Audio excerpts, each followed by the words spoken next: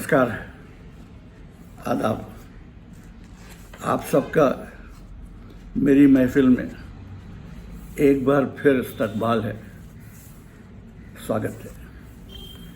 आजकल मैं आपको सुना रहा हूँ जनाब नसीरुद्दीन शाह साहब की खुदनविश्त सवाने उम्री और फिर एक दिन। आज इस खुदनविश्त का 24वां बाब। ये बाब भी तवील है, इसलिए इसे भी हम आपको 2 हिस्सों में सुना रहे हैं और इसका उन्वान है गरीब थिएटर अमीर फिल्म। गरीब थिएटर अमीर फिल्म। तो पहला बाब, 24वें बाब का पहला हिस्सा। मॉटली कंपनी बनी तो बेंजामिन और मैं ही थे उसमें। दोनों के पास अपने चहीते नाटकों की फहरिस्त तो थी, लेकिन उन्हें करने की हैसियत नहीं। और वैसे दोहरे मतलब यानी डबल मीनिंग वाले मज़ाहिया नाटक जो बम्बई में बहुत चलते थे, हम करना नहीं चाहते थे। तो वेटिंग फॉर गॉडो के बाद अंग्रेजी के 2 एकांकी पेश किए। बाद में कुछ और थिएटर के दीवाने दोस्त शामिल हुए, शिव सुब्रमण्यम, केनी देसाई, आकाश खुराना, टॉम ऑल्टर। रत्ना जब एनएसडी की पढ़ाई पूरी कर चुकी तो हम 6 लोग कंपनी का मरकज बन गए। हर अदाकार की तरह हैमलेट करने की खुजली उठती थी, पर खूब मालूम था कि उसे पेश करना मेरे बस के बाहर है। ख्याली पुलाव पकाते हुए मैं अक्सर ऐसे शानदार जगमग नाटक करने के सपने देखा करता कि अलकाजी भी चुंधिया जाएं। पर दूसरी तरफ दुबे जी की मिसाल थी। वही नाटक जो अलकाजी लाखों खर्च करके बड़े धूम धड़ाके से करते, उन्हीं में से कई की पेशकश जो दुबे जी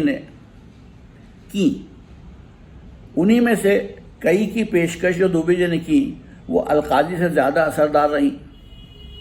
समझ नहीं आ रहा था कि मॉटले की कोशिश क्या होनी चाहिए। बिना किसी जरिए और बिना किसी सियासी या दूसरे एजेंडा के हमारे पास कहने के लिए कुछ था भी नहीं। थिएटर के बेपनाह इश्क ने हमें उससे जोड़ दिया। मॉटले को कौन सी सिमत पकड़नी चाहिए, इसके बारे में थोड़ी बहुत पसोपेश के बाद और ये कड़वा सच निगल कर कि एनएसडी के फंड का 1000वां हिस्सा भी हमारे पास कभी नहीं होगा, मैंने अलकाजी बनने का सपना छोड़ दिया और हमारे पास जो था उसी पर क़नात करने के लिए दुबे जी का तरीका ही मुमकिन लगा। हैमलेट के कुछ हिस्से आज भी मेरी समझ में नहीं आते और सदियों से उसके जो कई पहलू सामने आए हैं, उनके अलावा उस नाटक से कुछ और कहलवाने की काबिलियत नहीं थी मुझ में। मैं उसे महज इसलिए करना चाहता था कि हैमलेट के मुकाबले में बोल सकूं, और नाटक सिर्फ मनपसंद रोल के लालच से करना सही वजह नहीं लगी मुझे। इस ख्याल पर बरसों जुगाली करके अब ये अटूट अकीदे का रूप ले चुका है और थिएटर में अपनी जगह ढूंढने और उसके नज़दीक पहुंचने में बहुत मददगार रहा है। मॉटली काफ़ी साल लंगड़ाता रहा। कॉर्पोरेट घरानों को थिएटर का फैशन तब तक सूझा नहीं था और अपने दम पर हम जो शो करते उनमें घाटा ही घाटा होता। जो नाटक दिल के बहुत नज़दीक थे, मुझे लगा वो ज़्यादातर घमंड का दिखावा ही होंगे और मुमकिन है उन्हें करके मुंह की खा लेनी पड़े। इसलिए सब्र करने का फैसला किया जब तक कोई निर्देशक मुझ में मैकबेथ या लेयर कराने की काबिलियत न देखे। सो तो अब तक किसी को नहीं दिखी। पर यह बतलाते हुए कोई गम नहीं है कि उन दोनों में से कोई भी रोल न करके मैं जार नहीं हुआ, क्योंकि मैं सीख रहा था कि शेखी दिखाने के अलावा थिएटर करने का मकसद शायद कुछ और है। ये सोच फले फूले इससे पहले मैंने तय किया कि नील साइमन का मज़ाहिया और बेहद मकबूल द ऑड कपल करके कुछ पैसा कमा लें, पर नाजरीन थोक के भाव नदारद रहे। बेंजामिन ने फिर शॉ का आर्म्स एंड द मैन किया, पर उसका भी वह हाल वही हुआ जो मॉटले की अनेक प्रस्तुतियों का। दर्जन भर नाजरीन के सामने 2-4 शो के बाद तालाबंदी। द ऑड कपल के लिए प्रॉप जुटाने और उसका इस्तेमाल करने के सरदर्द ने मुझे ये फैसला कराया कि कुदरती नेचुरलिस्टिक नाटक आइंदा कभी नहीं करूँगा। बन्नौट शाह की तसनीफ की बाबत साफ हो गया कि उसको हाथ लगाने की जरूरत न की जाए अगर वो मुकालमे बोलने के लिए जो लचीली आवाज़ें चाहिए वो ना हों। जेर्जी ग्रोतोव्स्की का भरमों से आज़ाद थिएटर का ख्याल अब कुछ समझ में आने लगा। नाजरीन कभी नहीं भूलते कि वो थिएटर में है। उन्हें लटकी हुई लाइटें और झूलते पर्दे देखने के लिए अपने चेहरे से एक पल के लिए ही निगाह हटानी पड़ती है। उन्हें यकीन दिलाने की कोशिश क्यों की जाए कि जो वो देख रहे हैं वो वाकई घट रहा है। ब्रेख्त के मुताबिक थिएटर को ये करना ही नहीं चाहिए। नाजरीन को याद रहे कि वो नाटक देख रहे हैं। ये सारी बातें अब दुरुस्त लगने लगीं, पर हम कुछ वक्त तक बेकेट, पेंटर, चेखोव के दूसरे छोटे छोटे नाटक करते रहे। उसके बाद एक दूसरी कंपनी के लिए मैंने एडिपस का रोल किया। बहुत तारीफ हुई और पृथ्वी थिएटर में मैंने पहली बार टिकट के लिए ऐसी कतार देखी जो सड़क तक पहुंच रही थी। लगातार 10 शो हो रहे थे और चौथे दिन फितरतन मेरी आवाज़ बुरी तरह बैठ गई, पर नाज़रीन को कोई फ़र्क नहीं पड़ा। उन पर ऐसा जादू फेरने की वजह मेरी मौजूदगी शायद ही रही हो, वरना मेरे हर नाटक पर वैसे ही भीड़ उमड़नी चाहिए। शायद अपनी माँ के साथ शादी का ख्याल थोड़ा सा डरा देने वाला है और ओडिपस रेक्स आज तक लिखे गए सारे राजदाराना नाटकों में यकीनन सबसे बेहतरीन है। कई पेचीदा मसाइल के सबब 20 शो के बाद बंद हो गया था, पर उसे करते रत्ना और मेरी कुछ लोगों से ऐसी दोस्ती हुई जो आज तक कायम है। एनएसडी में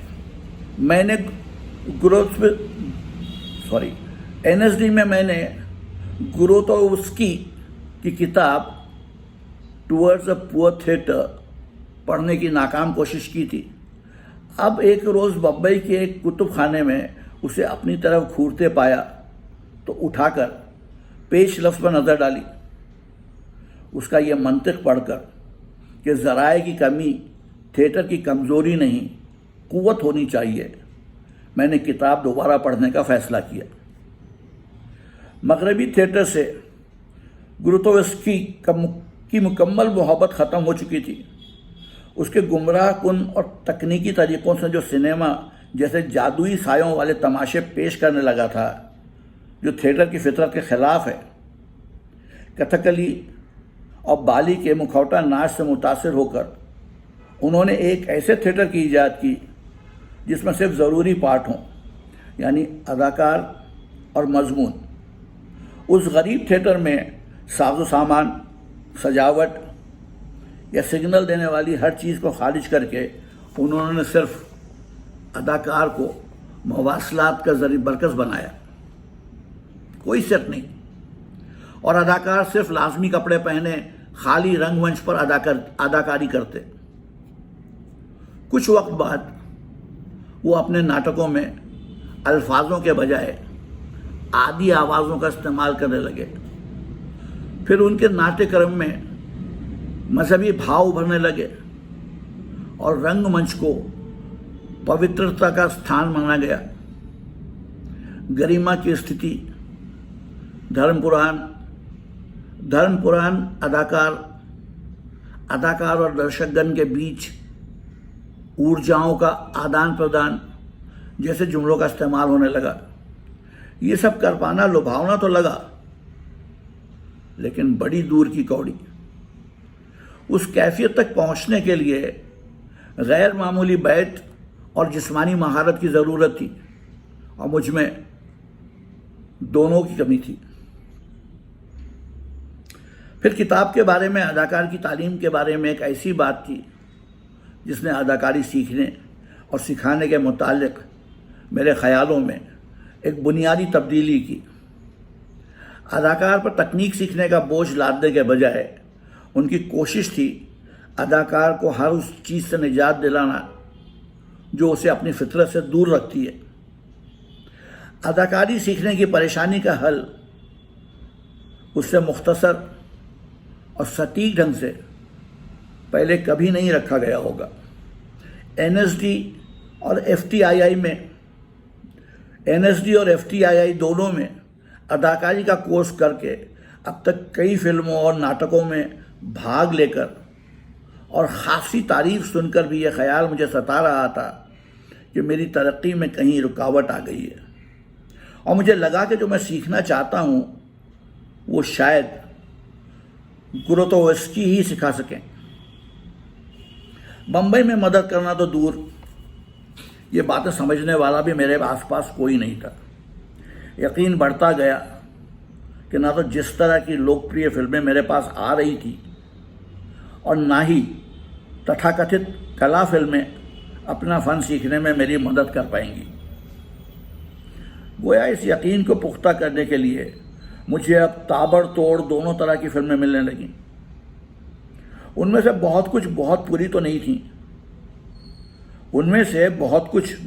तो नहीं थी, पर अलग अलग ढंग से सभी कुछ ज़्यादा तसल्ली बख्श नहीं रही। सजाए मौत, कथा, चक्र, हम 5, बेज़बान, वो 7 दिन, बाजार, होली और आधारशिला। इनमें सिलसिलेवार में बना था बेगुनाह मुजरिम, भोला भाला आशिक, झुग्गियों का मवाली, हीरो का दोस्त, चिकना ब्लैकमेलर, आदर्शवादी पति, शराबी शायर, उसूल पसंद प्रोफेसर और दाढ़ी खुजाने वाला फिल्म निर्देशक। कुछ और पैसे कमाने का मौका देने के अलावा कुदरत वाकई मुझे कुछ और वक्त भी दे रही थी, ये तय करने के लिए कि मेरा ढर्रा कौन सा है। जबकि उन फिल्मों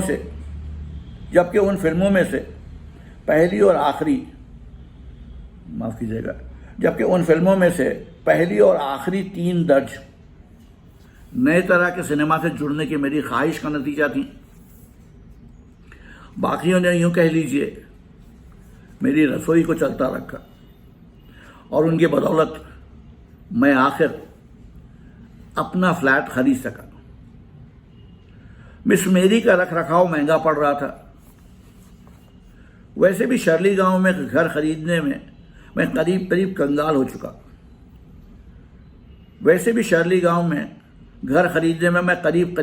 हो चुका था, तो मैंने उसको चलता करके एक रॉयल एनफील्ड खरीद ली।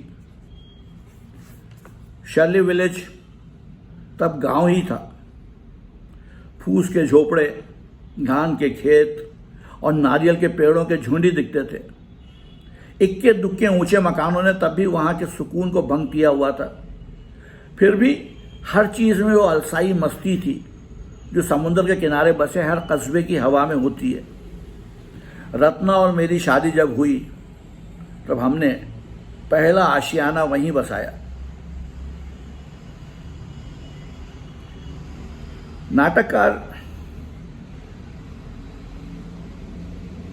नाटककार महेश अल्कंचवार से अक्सर ग्रोथोव्स्की के बारे में बातें हुई थी मेरी। एक दिन फोन पर उन्होंने पूछा, ग्रोथोव्स्की से मिलना चाहते हो? और भरोसा दिलाया कि मजाक नहीं कर रहे हैं। ग्रोथोव्स्की वाकई बंबई में है। रेखा सबनिस के घर, जहां मैं जा चुका था। पता नहीं था कि ग्रोथोव्स्की दिखते कैसे हैं। उनकी एक ही तस्वीर देखी थी, गठीले से, काले कपड़ों में मलबूस, बाल छोटे, आंखें काले चश्मे के पीछे छुपी। सामना हुआ तो तस्वीर बदल चुकी थी। सरकंडे जितने दुबले थे, छिद्री सी दाढ़ी, बाल जटाओं में जकड़े हुए, पर काला चश्मा अपनी जगह था। नंगे पांव, मसला कुर्ता और गंदी जीन्स पहने लगातार बीड़ी फूके जा रहे थे। शाम का वक्त था, पर लगा कि अभी अभी नींद से जागे। मैंने बताया कि मैं उनसे तालीम पाना चाहता हूँ। उनकी किताब और जो कुछ मुझे उनके काम के बारे में मालूम है, उसने मेरे दिमाग की खिड़कियाँ खोल दी हैं। वो बोले, खिड़की बाहर की तरफ नहीं, अंदर की तरफ खुलती है। तुम्हें जो उम्मीदें हैं, हो सकता है वैसा ना हो। मैंने उस वक्त तो भरोसा दिलाया कि मैं किसी भी चीज़ के लिए तैयार हूँ, पर जब मैं वहाँ गया तो मेरी ये हाँक हवा भरी निकली। ये इल्म नहीं था मुझे कि ग्रोथोव्स्की ने जब वो किताब लिखी थी, सबसे थिएटर के बारे में उनके ख्यालात कितने बदल चुके हैं। एक सिरे से नाटक करना ही उन्होंने छोड़ दिया था। थिएटर उनके लिए जीने के समान था, और अब उन्हें अपने जीवन और काम में दर्शकों की ज़रूरत नहीं रही थी। अपने एक्टरों को आदि अवस्था यानी प्राइमल स्टेट नामक मन स्थिति की तलाश में लगा रखा था। एक अदाकार, एक दर्शक और आपस में किरदार की अदला बदली की जगह अदाकार और दर्शक एक हैं, ने ले ली थी। ये सब इतनी दूर जाने के बाद पता चला मुझे। उनसे मिलने के अगले रोज एक पर्चा आया।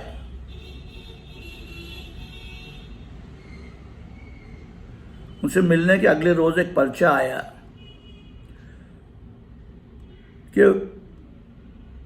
वृहत्सलाव के अभिनय शोध संस्थान में स्रोतों का थिएटर अर्थात थिएटर ऑफ सोर्सेस वर्कशॉप में शामिल होने के लिए मुझे शामिल किया गया है। मैंने वियना के रास्ते वॉर्सो का टिकट खरीदा, पहली बार परदेश जाने के लिए। एक फिल्म जो मैंने ले रखी थी, उससे पीछा छुड़ाने में दुश्वारी हुई।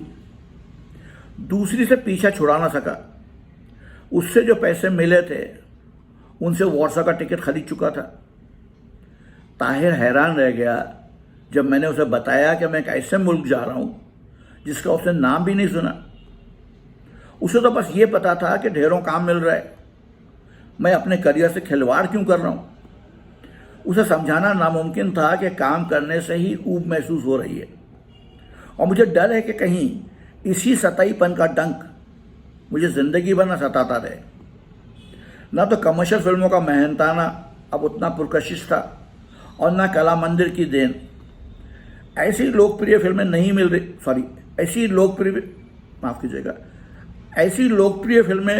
मिल नहीं रही थी जो मैं करना चाहता था। और बहुत से संजीदा फिल्म बनाने वाले भी पैसे के भूखे, खोखले ख्यालों वाले साबित हो चुके थे। ऊपर से लगभग सभी एक ही फिल्म बार बार बनाए जा रहे थे, और बहुत अच्छी तरह से भी नहीं। ये रास्ता मुझे किसी ऐसी मंजिल की तरफ बढ़ता नजर नहीं आ रहा था जहां मैं जाना चाहता था।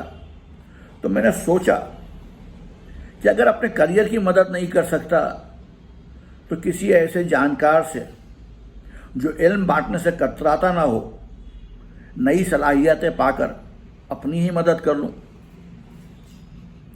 उस वर्कशॉप के लिए बम्बई में ग्रोतोव्स्की की मेज़बान रेखा सबनिस भी चुनी गई थी। हालांकि अभी भी मैं समझ नहीं पाया कि हम में ग्रोतोव्स्की को एक जैसा क्या नजर आया। अब तक देश के अंदर कई बार हवाई सफर कर चुका था, पर इंटरनेशनल उड़ान की बात और थी। रत्ना एयरपोर्ट तक छोड़ने आई, लगभग मेरा हाथ पकड़े जहाज तक ले गई।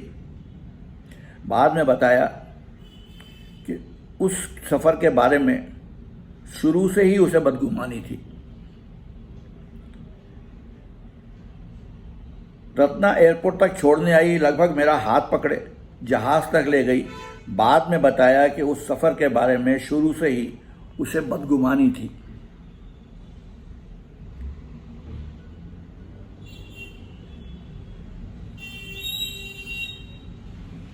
हवाई जहाज में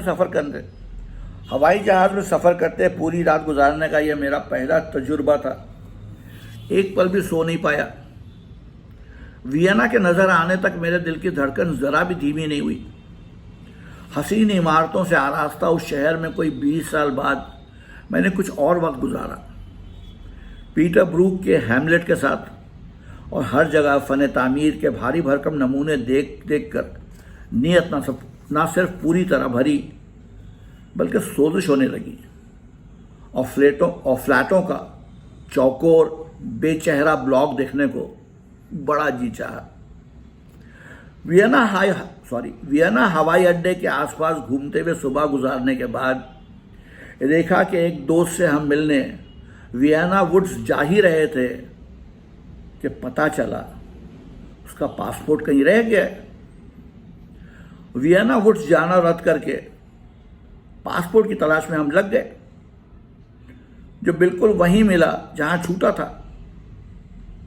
फिर डॉलर बदलवाने में अच्छे खासे ठगे जाने के बाद वार्सा का जहाज पकड़ा। उन दिनों मशरकी यूरोप के कई देशों की तरह पोलैंड भी काफ़ी उदास ही जगह थी, और हमारा इस्तकबाल बारिश और सर्द हवा से हुआ।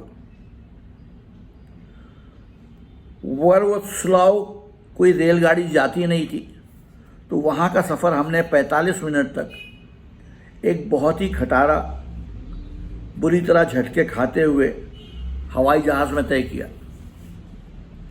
घटाटोप अंधेरा था जब हम पहुँचे। एयरपोर्ट पर जाहिर है कोई नहीं था।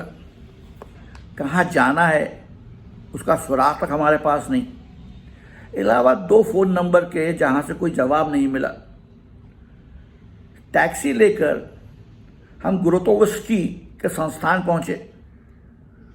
दरवाज़ा बेनिशान था और बाहर ताला।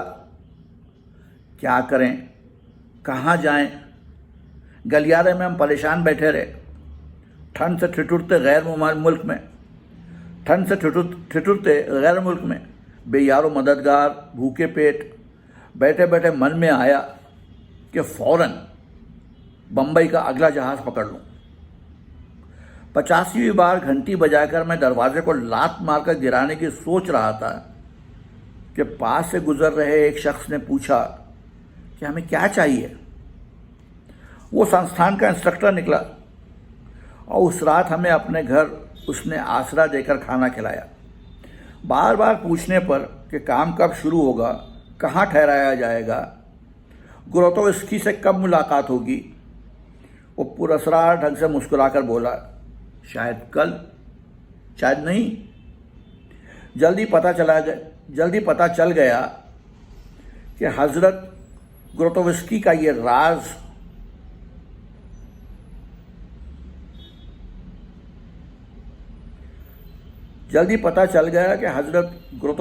ये राज मंडन किस हद तक जाएगा। जो तजुर्बा हो रहा था ये उसी का हिस्सा था।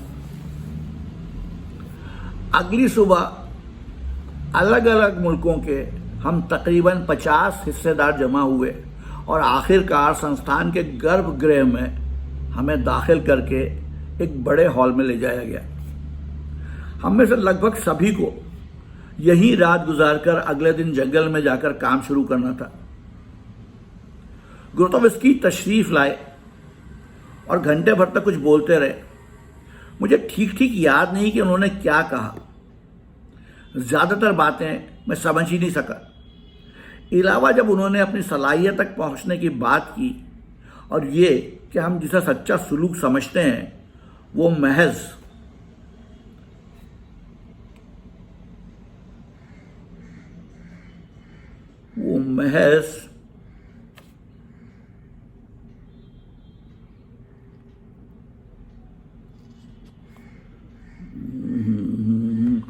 जिसे हम सच्चा सलूक समझते हैं वो महज मातन जवाब का सिलसिला है।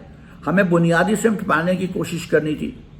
जंगल में रह के बोलते वक्त ग्रोतोवस्की हर बात के शुरू और बीच में इतने लंबे वक्फे देते और सुनने वालों का पेशगोई इतनी बोझल हो जाती कि लगता उस चुप्पी को चाकू से काट दूं। उन्होंने जो कुछ कहा उसका बाकी हिस्सा बिल्कुल राजदाराना और बेतुका फलसफा लगा, गोया किसी खुफिया ज़बान में बात कह रहे हों। अगर मैं उनसे पूछ लेता कि वक्त क्या हुआ है तो पता नहीं कितना लंबा फलसफियाना जवाब मिलता, पर सवालों की इजाज़त नहीं थी।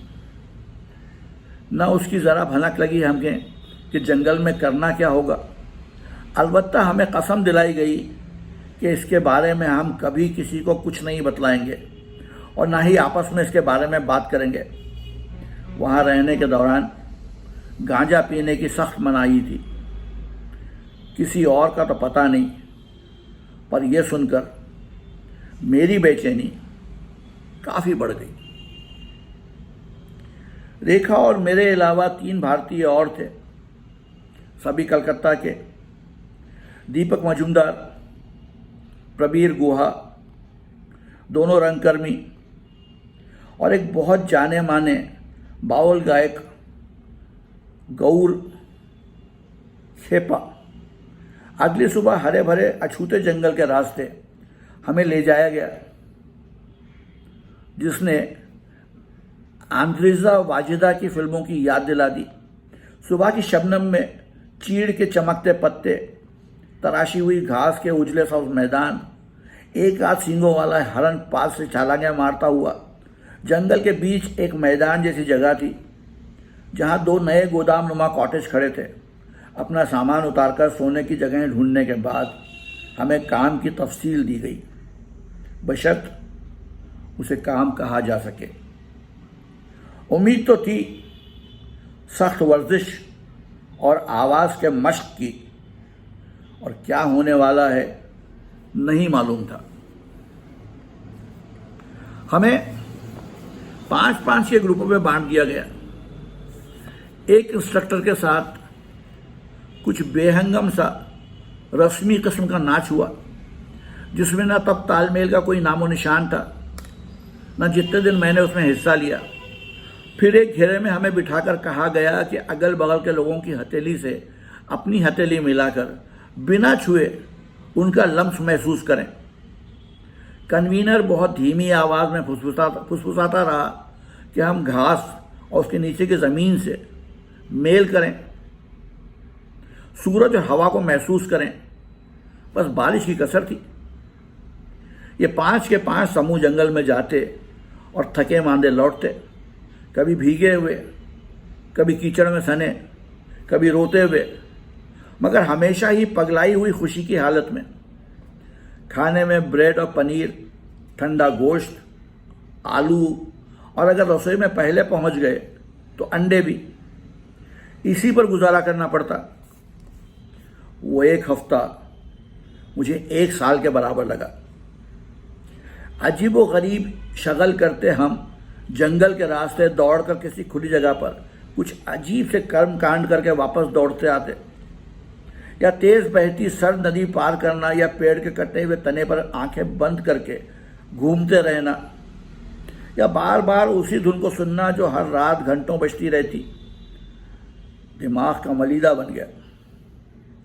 सोच सोच करके जो मैं सीखने आया था उससे इस खुराफात का क्या ताल्लुक़। काम को लेकर बहस आपस में करना मना ही था और बाकी सब इस पाबंदी को बाकायदा कबूल करके ज़रा दुखी नहीं लग रहे थे। मैं पहले ही हफ्ते परेशान हो गया कि अभी तक ग्रोतोस्की से राब्ते का मौका ही नहीं मिला। उनसे मुलाकात का लालच हमेशा दिया जाता पर वो कभी आते ही नहीं थे। अमजद खान की याद सी आने लगी मुझे। एक रोज़ आखिर वो नज़र आए। एक मश्क के दौरान मैं चीड़ के एक ऊंचे पेड़ की चोटी पर सांस थामे झूलता हुआ डर से कांप रहा था तो कुछ दूरी पर एक खुली जगह में अकेले बैठे दिखे। हम में से किसी को खबर न थी कि वो वहाँ हैं। मेरे मन से ये शक गया ही नहीं कि उन्होंने यूं नज़र आने का मंसूबा बनाया था, क्योंकि वहाँ होने के बावजूद उन्होंने हम में से किसी के साथ कोई राब्ता रखना ज़रूरी नहीं समझा। इंस्ट्रक्टर्स से पूछे गए तमाम सवालों के जवाब या तो खामोशी में या एक अनायास मुस्कुराहट में मिलते जो हकीकत में ये कह रही होती कि मैं तो बताने से रहा। हफ्ते भर बाद हमें जंगल से छुट्टी दी गई, शहर वापस लाए गए और 2 दिन ढंग का खाना खाया।